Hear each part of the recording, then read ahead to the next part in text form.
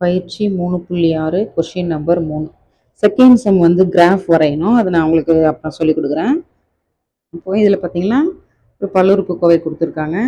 Sorry, இது என்ன பண்ணுவோம், பி ஆஃப் எக்ஸ்னு அதுக்கு பேர் வைப்போம். அந்த கொஷின் எடுத்து எழுதுறீங்க. இதில் பார்த்தீங்கன்னா குறைந்தபட்சம் 6 மெய்யற்ற கலப்பெண்ணா படிச்சிருப்பீங்க செகண்ட் சாப்டரில் இல்லையா? இப்போ 6 மெய்யற்ற கலப்பெண் திருகள் உண்டு என காட்டுக. இப்போ கேள்வியை பி ஆஃப் எக்ஸ்ன்னு எடுத்து எழுதுங்க. எங்கெல்லாம் குறி மாறுதுன்னு பாருங்கள். இங்கே ப்ளஸ்லேருந்து மைனஸ், மைனஸ்லேருந்து ப்ளஸ், அதுக்கப்புறம் எந்த குறி மாற்றமும் இல்லை. ஸோ எத்தனை முறை குறி சைன் சேஞ்ச் ஆகிருக்கு? 1, 2. குறி மாற்றங்களின் எண்ணிக்கை 2.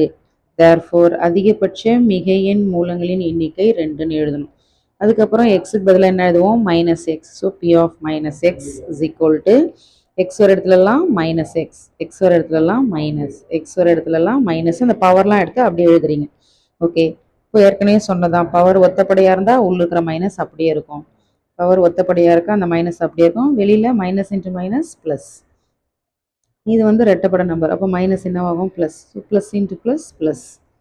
இதுவும் ப்ளஸ்ஸாக மாறிடும் இல்லையா? 2ன்றது ரெட்டப்படை, அப்போ ப்ளஸ் இன்ட்டு ப்ளஸ் ப்ளஸ். இந்த கான்ஸ்டன்ட் நம்பர் அப்படியே வரும், அவ்வளோதான்.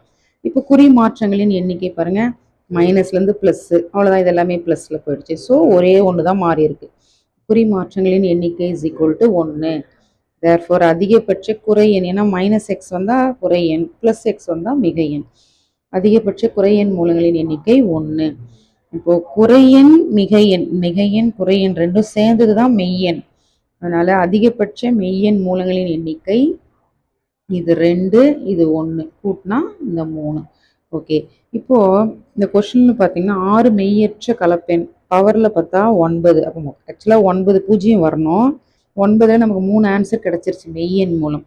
இப்போ 9 மைனஸ் 3னா எவ்வளோ வரும்? 6. அந்த 6 தான் மெய்யற்ற கலப்பெண். ஸோ அந்த கொஷின் எடுத்து அப்படியே எழுத வேண்டியதாங்க. தேர்ஃபோர் குறைந்தபட்ச 6 மெய்யற்ற கலப்பெண் தீர்வுகள் உண்டு என காட்டப்பட்டது. எப்படி இந்த 6 வந்ததுன்னு தெரியுதா உங்களுக்கு? இந்த 2யும் இந்த 1யும் கூட்டினா 3, பவரில் இருக்கிற 9. So 9 minus 3 6.